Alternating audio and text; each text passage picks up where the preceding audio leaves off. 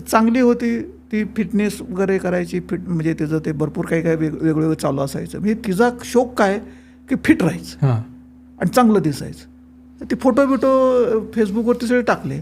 एका cyber criminal तो लंडनचा doctor असं भासवलं आणि त्यांनी ह्याला फ्रेंड रिक्वेस्ट पाठवली. म्हणजे लंडन आणि हे इंडिया पुणे म्हणलं तर फारच झालं ना ते रिलेशन. ती लगेच फ्रेंड रिक्वेस्ट ॲक्सेप्ट झाली, दोघांचं चॅटिंग सुरू झालं. मग एकमेकांच्या हळूहळू ह्याचे फोटोची तो वाट बघणार, तिच्या फोटोची तो वाट बघणार, ह्या भानगडीमध्ये हळूहळू त्यांचं चॅटिंग सुरू झालं. मग पर्सनल प्रॉब्लेम सुरू झाले.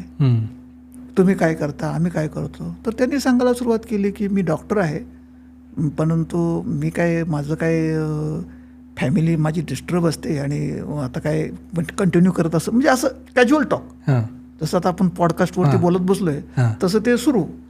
असं करत करत मग ती फ्रेंडशिप झाली. मग तो